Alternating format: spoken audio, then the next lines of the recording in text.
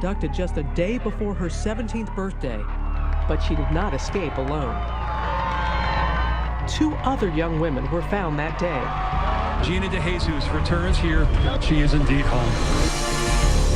Gina DeJesus, kidnapped at the age of 14, and Michelle Knight, never even known to be missing.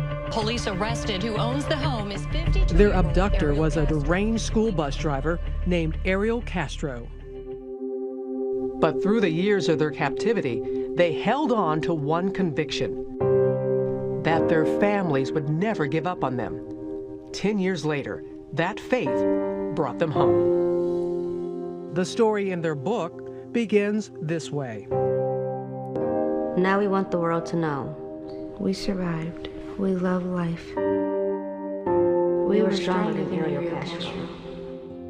Good evening, I'm David Muir, and welcome to 2020 Saturday. And I'm Elizabeth Vargas. We're about to take you on an amazing journey of resilience and faith.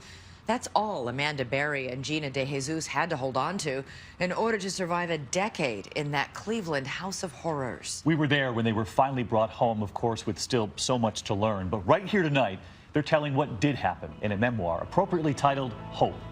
Robin Roberts with their incredible story. It was pretty cool. Amanda Berry, now 30, is tiny, just over 5 feet tall, but inside, a tower of strength. Tell me what you were like when you were 13. What kind of teenager were you then? I was pretty much a homebody. I stayed home a lot, did my schoolwork. What did you want to be when you grew up? I was into fashion. Like, when I was in school, the shoes had to match the shirt and the shoelaces had to match the outfit, She was raised by her mother and older sister in a working-class neighborhood on the city's west side. The tiny girl had big dreams of being the first in her family to go to college. We was a very close family. It was me, my mom, my sister, and my 2 daughters. We did everything together.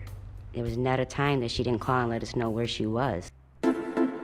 It is April 21st, 2003, the day before her 17th birthday, and Amanda is on her way to work at Burger King. How did that day begin?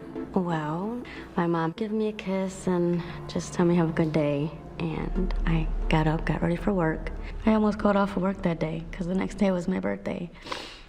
What if I would have called off that day? That question would haunt her in years to come. But this day begins like any other, until the moment when an SUV starts to follow her down the street. And he asked, "Do you need a ride home?" And I said yes. The man inside is the father of her friend, Angie Castro, from middle school. So did that make you feel a little relieved? It did, yeah.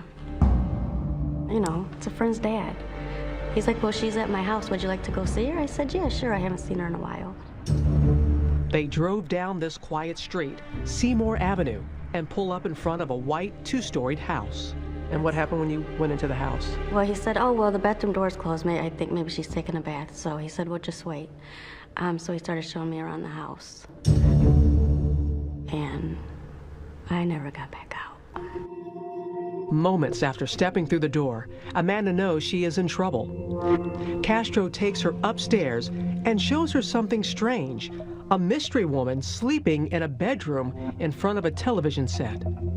When I seen her, it was like a little peephole that the doorknob was supposed to go in. So that's all I saw. She would later learn that woman, 22-year-old Michelle Knight, had been Castro's prisoner for almost a year. And what did he tell you? That was his roommate. Her memories of what happened next are still raw. When he took me to the next bedroom, and it was just really dark in there, and he didn't turn on the lights. And there was a little room off of the bigger bedroom, kind of a big closet. And he took me in there, and he told me to pull down my pants. And from there I knew this was not gonna be good.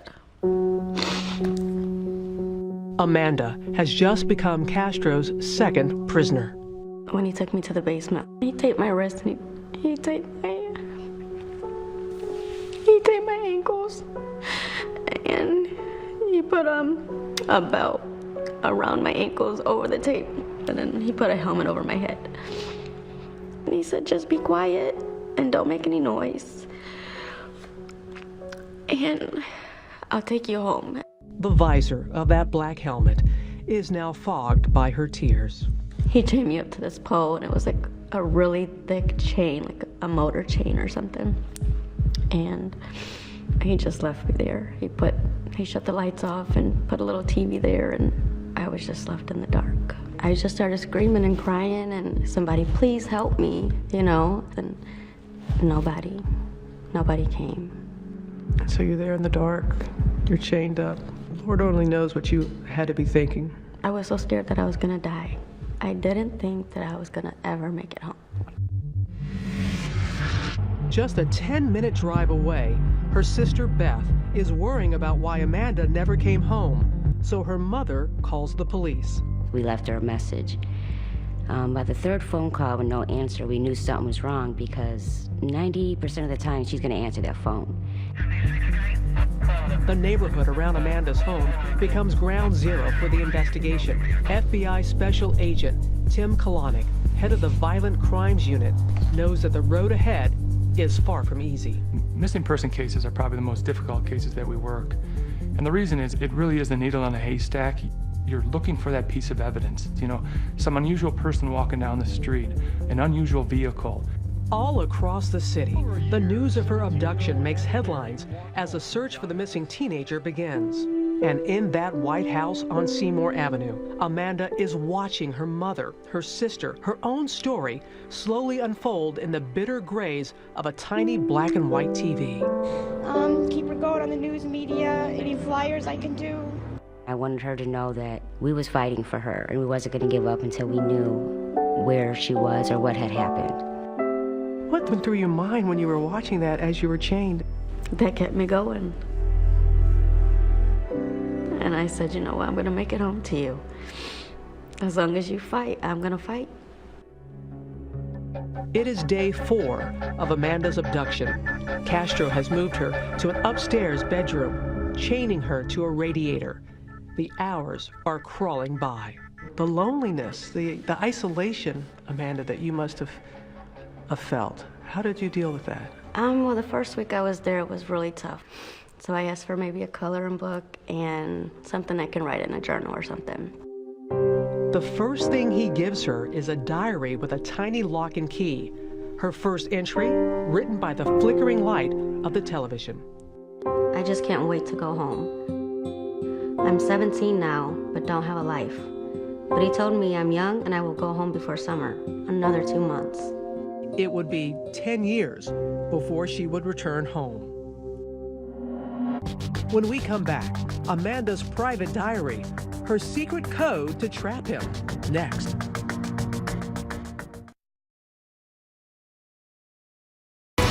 '20 Saturday continues with Captive. Once again, Robin Roberts. This is a scale model of Ariel Castro's house. 1,400 square feet, 4 bedrooms, and 1 bathroom. Amanda was first held captive down in the basement, then moved to the 2nd floor and chained in the main bedroom. Just steps down the hall, Michelle Knight, Castro's first captive, lived in a second tiny bedroom. On the surface, the house didn't draw a second glance, but concealed inside 2207 Seymour Avenue is a bunker of chilling magnitude. There were doors that were put on the windows, completely covering the windows so no light could come in. The bolts that held those doors on the wall were sheared off. There was no way they could get at them, and those were even behind plexiglass. Its owner, Ariel Castro, is 5 feet 7 inches tall and a recluse. His only known hobby, playing weekend gigs at local jazz clubs. On the outside, he appeared very normal. He might be the last one you would suspect of wrongdoing. But this school bus driver is a man with a past.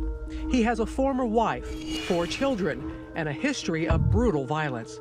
She and her children moved out of the house, fleeing Castro's violent rage. He hated women.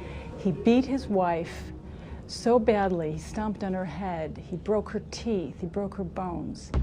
From the beginning, Amanda could sense the uncontrollable anger within. He was very intimidating. He was very scary. His voice was mean and like deep, and if you ever looked into his eyes, they were like black, like he had no soul. It is April 27th, 2003. 6 days into captivity, and Amanda is still chained to that radiator in the second-floor bedroom. My chain is actually a few different chains linked by padlocks. It stretches 5 feet from the radiator to my stomach. 5 feet has become the size of my whole world. Can you describe what it was like to live chained like that? It was really hard going to sleep at night. You know, if you wanted to toss onto your back, you couldn't do that. You would have to take the whole chain and move it to the front of your stomach so that you're not laying on the big lock on your back. Her tiny room, about the size of a closet, is dark and filthy. The mattress was old and nasty. It was just disgusting, and the bucket to use the bathroom, that smelled horrible. Once a day, he feeds her, sometimes junk food, sometimes not at all. He started to give a bag of chips or crackers or something. Her access to the bathroom is strictly limited. He could only take a bath like once a week. Ariel Castro is her only lifeline, but everything, even her weekly shower, comes at a price. He tried to act nice, but he's like, well, maybe you need to go take a shower, and I had to take a shower with him. He forced you to take a shower with him? He thought that, well, I gave her that. I deserve this. Well, what do you want to tell people about the sexual abuse that you suffered? It was horrible. After a while, you just get used to it. Like, you numb yourself to it, and you put your mind somewhere else so that you're not there. You know, you're not in that room with him. How often did you think you were not going to survive? Oh, there was plenty of times when I just never knew why is he keeping me here? Is it, one day when he's done with me, he'll kill me and get rid of me.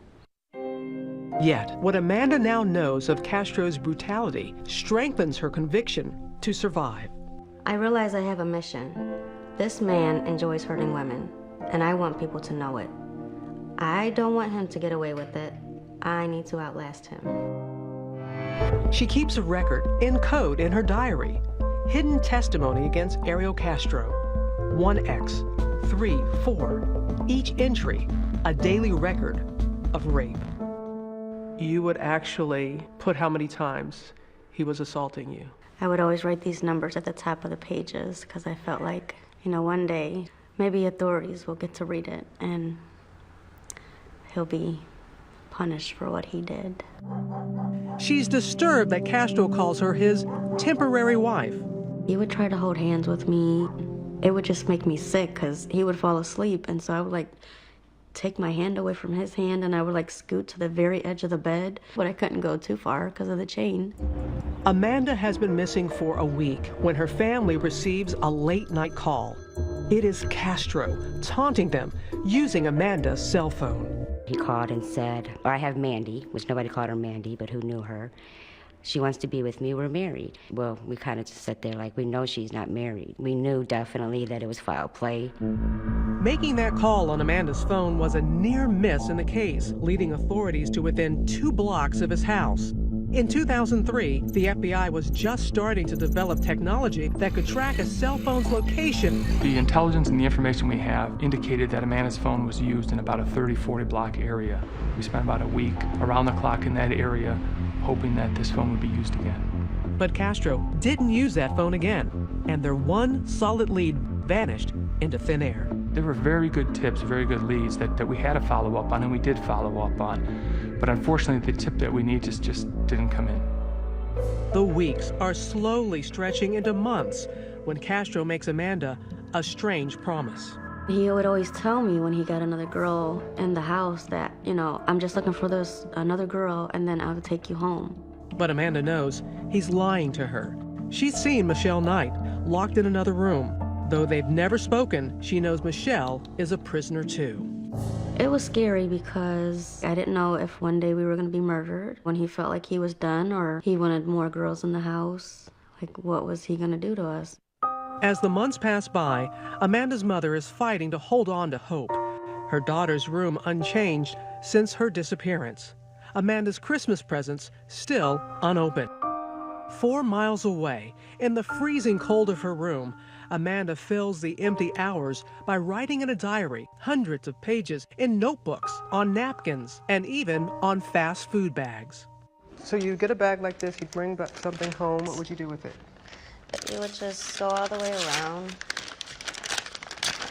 There we go. Voila. There's your paper. How many days could you get into this? Oh, that could last a good week if you needed it to. Amanda has been a prisoner for almost a year when Castro goes on the prowl again, hunting just 5 blocks away from the street where he kidnapped Amanda. On this day, the young girl who catches his eye is 14. Her name, Gina DeJesus, and she's one of his daughter's closest friends. He pulls over to me, and then I got in the car, and then he would say he's gonna turn around, and he never turned around. Gina DeJesus is about to become Castro's 3rd victim. Stay with us. 2020 Saturday continues with Captive. Once again, Robin Roberts. Her spirit is in her smile. Gina DeJesus, age 14, the baby of the family. She loves to dance. I like you. Now 26, she still has the sweetness of the 14-year-old girl she once was. What are words that describe what kind of 14-year-old you were? Outgoing. I like to go outside and hang out with my friends, go skating. What dreams did you have for yourself? I wanted to become a lawyer. Why? I don't know, I think it was fun to win cases. Gina grew up on the rough side of a hard town, the youngest child of 3.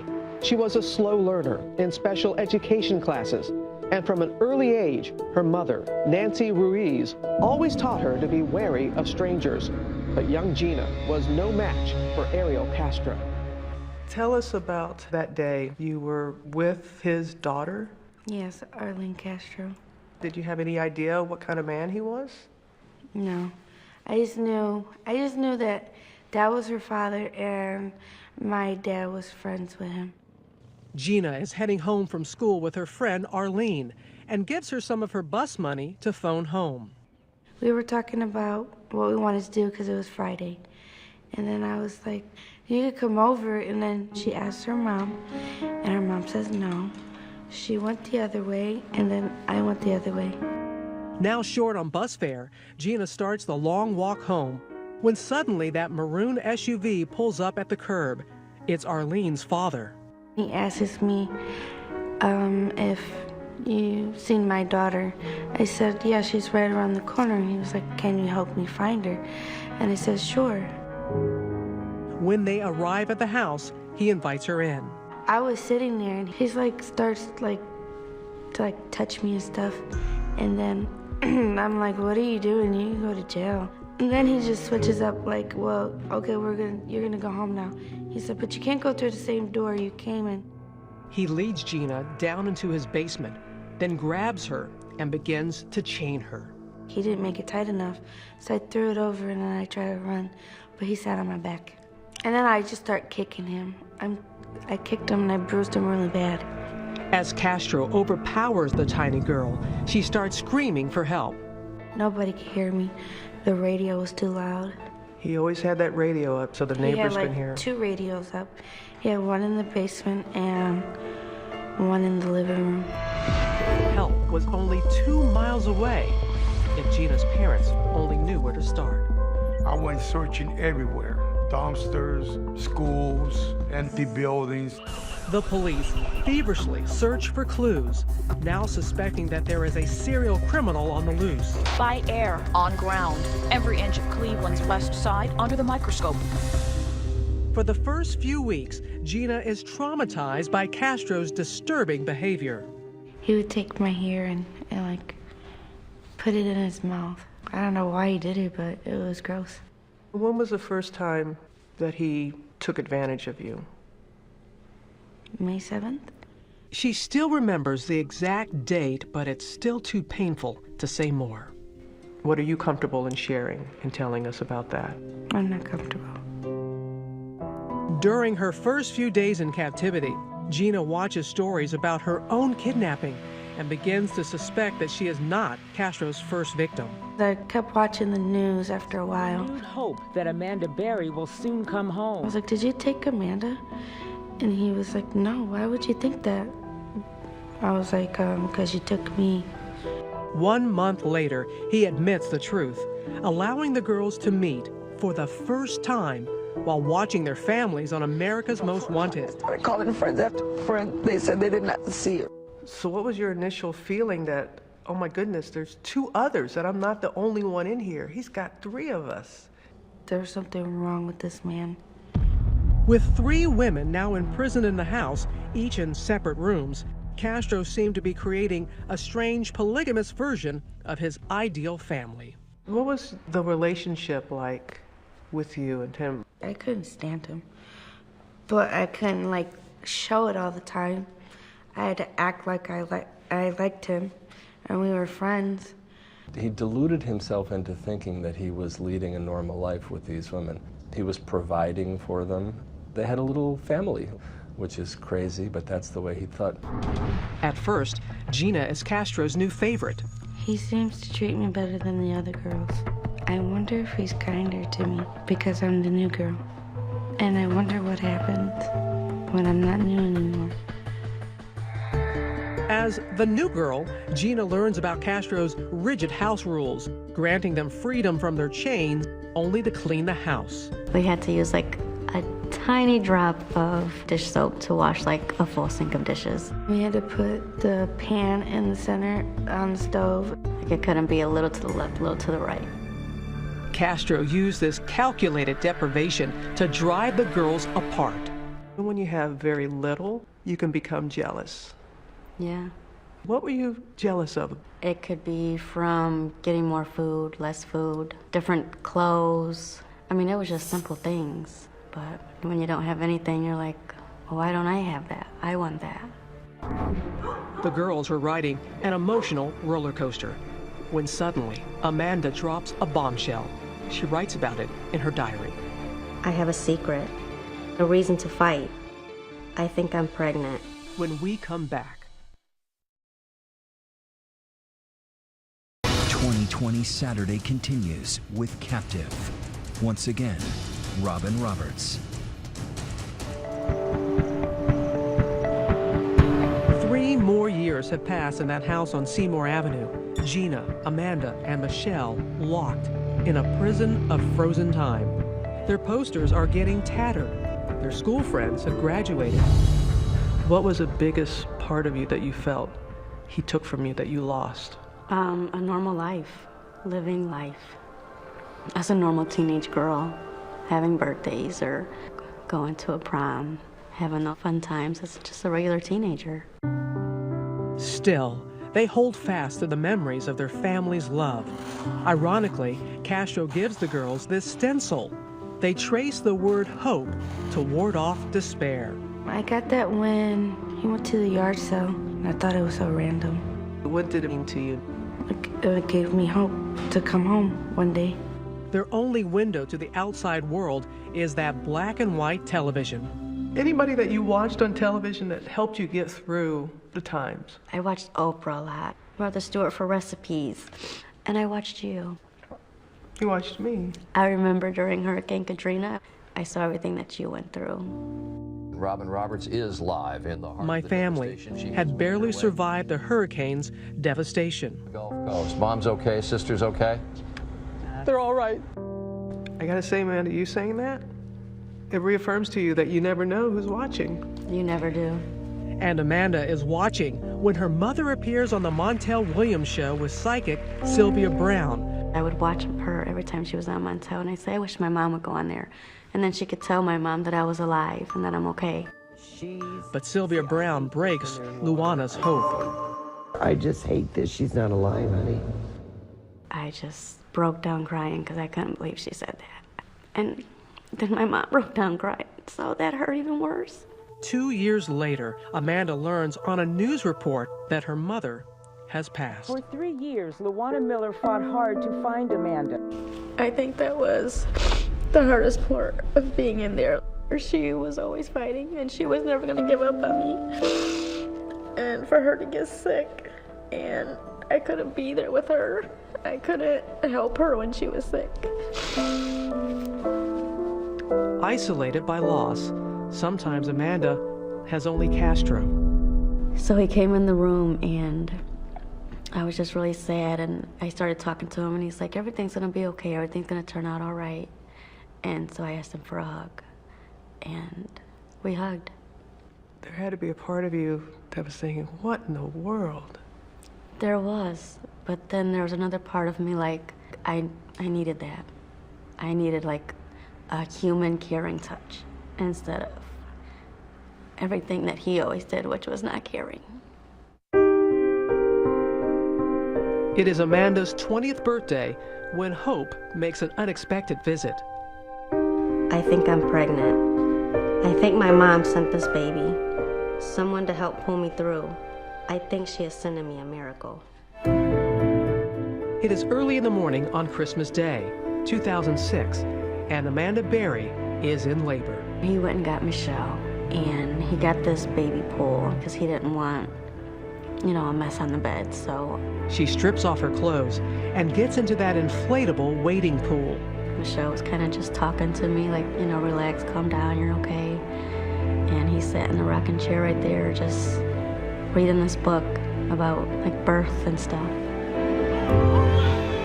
Just hours later, baby Jocelyn emerges into her surreal world. What was it like for you, Amanda, when you looked in her eyes for the first time?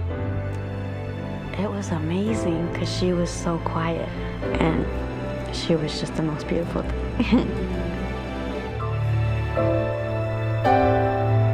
You hear of rape victims who have a child.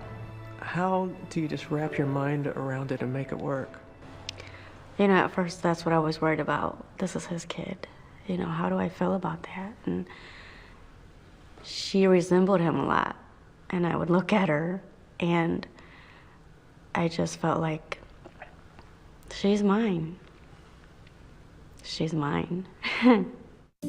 At first, Castro's so afraid of raising questions, he buys no supplies for the baby. Her first outfit was one of his socks, and he cut out like 2 holes for her legs, and then he cut out another sock, and then he cut 2 arms out, and that was like a little dress for her. From day one of Jocelyn's life, Amanda fights for normal in the most abnormal of places. She covers the doors over her windows with a bright shower curtain. She pastes the alphabet up on a wall. But as Jocelyn grows older, it gets harder to hide the truth. Does she see the chains on you? Yeah. So he started to call them like bracelets. And she was about 3 years old. And he finally took the chains off. That was because of Jocelyn. What was her relationship like with her father?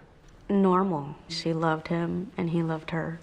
Though Jocelyn is almost 3 before he consents to her first walk outside in the sun. She had never been to parks before and seen little kids like herself. One of the best times when you looked out and you saw the sunlight on her face for the first time. It was the most beautiful thing. I just felt like that's where she should always be. It's the beginning of a new chapter in Jocelyn's life, going outside, attending Sunday services. Her room is now filled with toys. Castro's love for Jocelyn is turning him into a different man. He really didn't know what to do because this adorable little girl saying, I want to go outside and see the ice cream man. I want to go and see the snow. And the more she led him outside, kind of the more likely it was that his jail was going to one day burst apart. It is the summer of 2011. Jocelyn is almost 5 years old when, in a defiant act of hope, Amanda creates an imaginary schoolhouse inside the prison of their tiny room. We would pretend, leave our house, all of this in the same room, of course. So you've been doing all this in the same room? Yeah. I would tell her, okay, we're at a street now, so you gotta stop.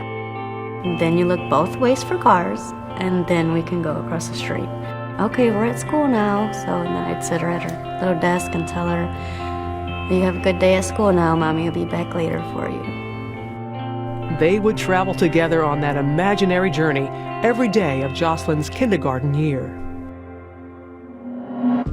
When we come back, how they nearly escaped. His daughter was right there, 10 feet away. Did you think about if we yell? Next.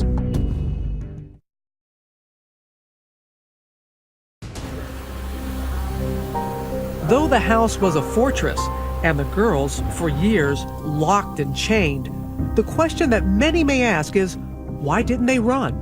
I thought about putting rat poison in his beans and then spraying like pine sol in his eyes, but he was always a step ahead of what I was doing. Both girls admit there were opportunities that slipped away.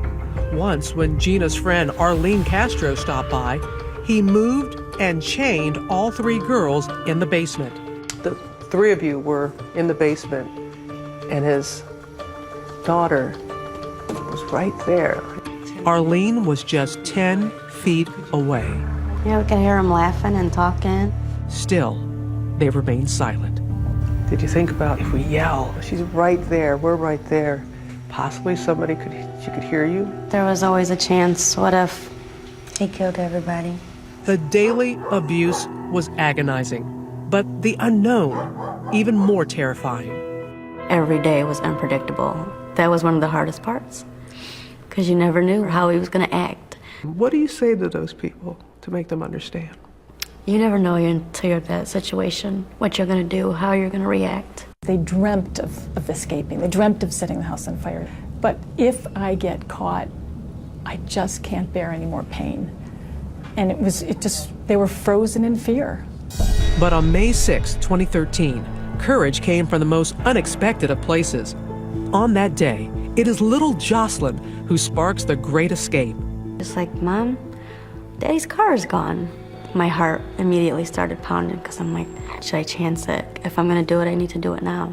Amazingly, she finds her bedroom door unlocked. This is the one time that your room was not locked.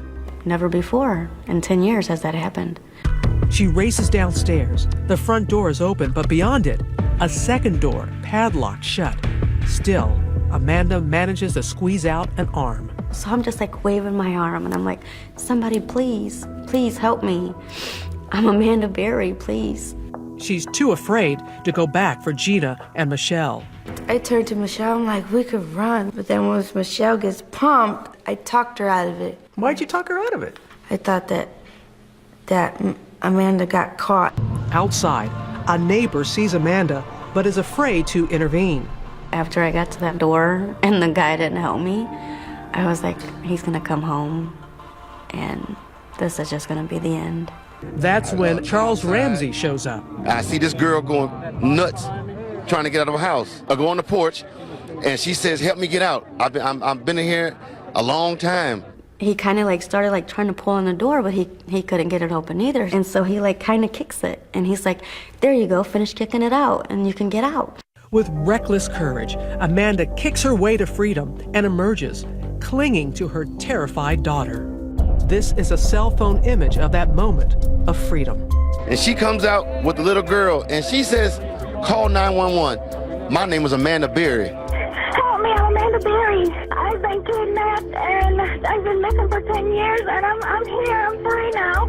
Were you still frightened that he may show up at any time? I was terrified. And just because there's people on the street doesn't mean that he wouldn't hurt me. Why, after all this time, do you think he left that door open? I still don't know why he left that day with the door unlocked. I would never know. Within minutes, the police start flooding the street. It was so unreal because the cops just kept coming. My partner immediately asked her, is there anybody else inside? And she said, yes, Gina DeJesus and another girl. A neighbor captures the moment when the police storm the house. Inside, Gina and Michelle cower in their room, afraid of Castro's rage. And I'm like, oh, we're next. He's coming for us, so close the door. They yell police, and then Michelle swings the door open and just runs out there and hugs him. She jumped onto me. She's like, you saved us, you saved us. And I'm holding on to her so tight.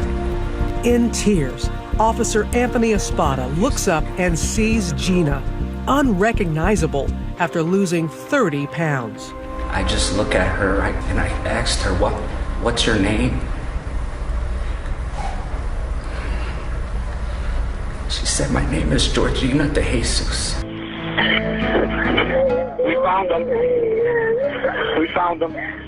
Lost and finally found, the flashing lights blind their eyes accustomed only to darkness. Once I saw that, I'm like, you know, this is it. I think we're free now. Delivered at last from the shadows, their families wait with open arms. Oh my God, she's so skinny, but she was still beautiful. She had the biggest smile that she always had.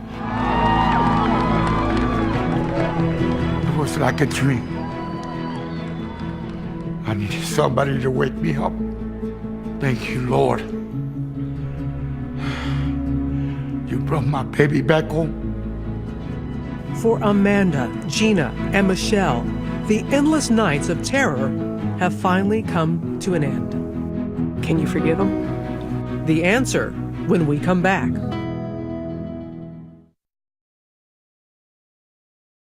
.2020 Saturday continues with Captive. Once again, Robin Roberts. August 1st, 2013. Ariel Castro pleads guilty to 937 counts of kidnapping and rape. His sentence, life plus 1,000 years. But can Gina and Amanda forgive the man who stole their lives away? I think you have to forgive in order to move on with your life. Can you forgive him? You know, I thought about that a lot. And in this situation, I feel like, no, I could never forgive him. I mean, he took my mom from me. I'll never get to see her again. Just weeks into his sentence, Castro hanged himself. I wish he would have not killed himself because I wanted him to suffer like we did. I think he took the easy way out. The house on Seymour Avenue